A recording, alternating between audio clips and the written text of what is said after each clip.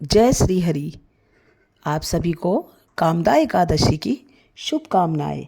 कामदा एकादशी का व्रत करने से सांसारिक जीवन की सभी समस्याओं से मुक्ति मिलती है और व्यक्ति मृत्यु के बंधन से मुक्त हो जाता है।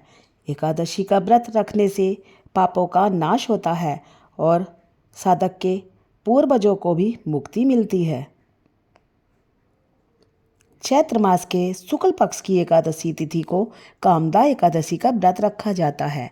एकादशी तिथि को भगवान विष्णु की विधि विधान से पूजा की जाती है और वहीं संध्या काल में भगवान विष्णु और लक्ष्मी जी की भी पूजा का विधान है। कामदा एकादशी व्रत के पुण्य से जीवात्मा को पाप से मुक्ति मिलती है। कामदा एकादशी व्रत रखने पर पारिवारिक जीवन की सभी समस्याएं खत्म हो जाती हैं। इस बार कामदा एकादशी चैत्र मास के शुक्ल पक्ष की एकादशी तिथि का शुभारंभ 18 अप्रैल शाम 5:31 पर होगा, जिसका समापन 19 अप्रैल को सायंकाल 8:04 पर होगा। कामदा एकादशी का व्रत 19 अप्रैल को रखा जाएगा। इस दिन पूजा के लिए शुभ समय सुबह 5:51 से सुबह 10:43 तक है। वहीं व्रत पारण का समय कामदा एकादशी का 20 अप्रैल को सुबह 5:50 से सुबह 8:26 के बीच किया जाएगा। इस दिन पारण तिथि के दिन द्वादशी तिथि समाप्त होने का समय रात 10:41 पर है।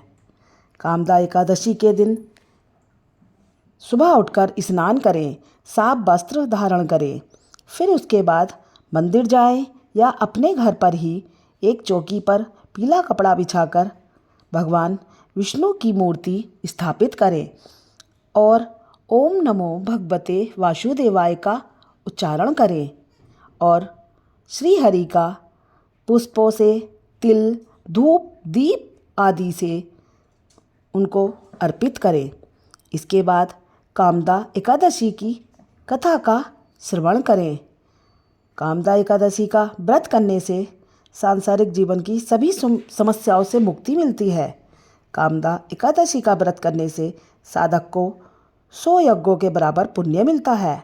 इस व्रत को करने से व्यक्ति की मनवांछित कामना पूरी होती है, इसीलिए इसे कामदा एकादशी कहा जाता है। धर्मशास्त्र के अनुसार जितना पुण्य हजारों वर्ष की तपस्या दान और कन्यादान से मिलता है, उससे भी अधिक फल मात्र कामदा एकादशी का व्रत करने से मिलता है। कामदा एकादशी को फलदा एकादशी भी कहते हैं। कामदा एकादशी की कथा इस प्रकार है। धर्मराज युधिष्ठिर बोले, हे भगवान, मैं आपको कोटि कोटि नमस्कार करता हूँ। अब आप कृपा करके चैत्र शुक्ल एकादशी का महत्व सुनाइए। इस एकादशी का क्या नाम है और इसके करने से क्या फल मिलता है? भगवान कृष्ण बोले, धर्मराज, एक समय यही प्रश्न राजा दिलीप ने गुरु वशिष्ठ से किया था। तब गुरु वशिष्ठ ने कहा, राजन, चैत्र मास के शुक्ल पक्ष में कामदा नाम की एकादशी आती है। वह परम पुण्यमयी है। यह सभी पापों को जलाकर राख के समान नष्ट कर देती है। यह पुत्र पौत्र देने वाली है। इससे मनुष्य कुयोनि से छूट जाता है। प्राचीन काल में रतनपुर नामक एक सुंदर नगर था। वहाँ पर अनेक ऐश्वर्यों से युक्त पुंडरीक नाम का एक नाग राज्य करता था। रतनपुर नगर में अनेक अप्सराएं, किन्नर तथा गंधर्व भी वहाँ निवास करते थे। वे दोनों पति पत्नी के रूप में रहते थे। उन दोनों में अत्यंत प्रेम था। अलग अलग हो जाने पर दोनों व्याकुल हो जाते। एक समय पुंडरीक राज्यसभा में बैठकर गंधर्वों के द्वारा गायन वादन का आनंद ले रहे थे। सभा में अन्य गंधर्वों के साथ ललित भी गान कर रहा था।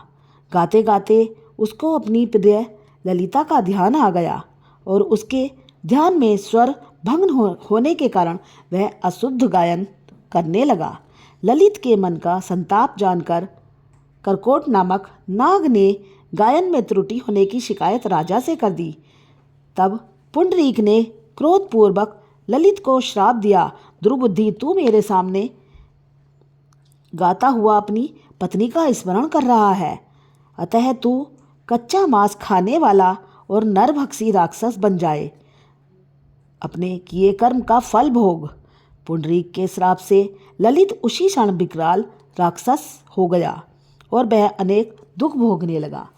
जब उसकी प्रियतमा ललिता को यह सब मालूम हुआ तो उसको अपने पति की विकराल आकृति देखकर मन ही मन अत्यंत दुख हुआ और वह अपने पति के उद्धार का मार्ग सोचने लगी। एक बार ललिता अपने पति के पीछे घूमती घूमती विंध्याचल पर्वत पर चली गई, जहाँ पर श्रृंगी ऋषि का आश्रम था। ललिता शीघ्र ही श्रृंगी ऋषि के आश्रम गई और वहाँ जाकर विनीत भाव से प्रार्थना करने लगी, हे मुनिदेव, मैं बहुत दुखी हूँ, आप मेरी विपत्ति का निवारण कीजिए। उसे देखकर श्रृंगी ऋषि बोले, हे सुभगे, तुम कौन हो, यहाँ किस लिए आई हो? ललिता बोली, हे मुनि श्रेष्ठ, मेरा नाम ललिता है।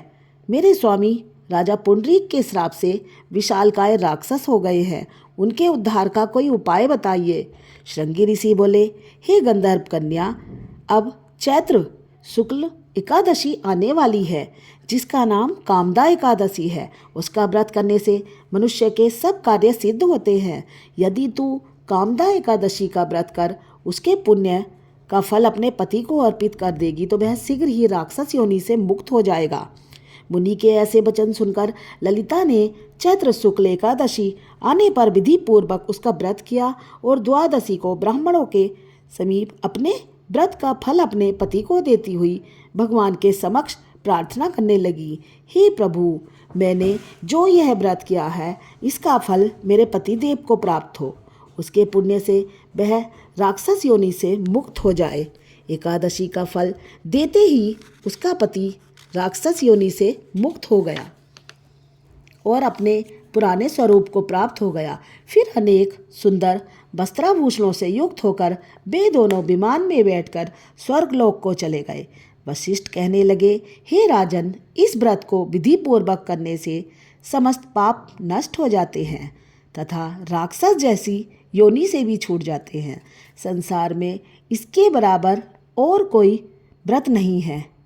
इसकी कथा व महत्य पढ़ने या सुनने से वाजपेयी यज्ञ का फल प्राप्त होता है। एकादशी के व्रत के दिन साधक को अन्न का त्याग करना चाहिए और फलाहार ही लेना चाहिए। जय श्री हरि, जय एकादशी मैया की।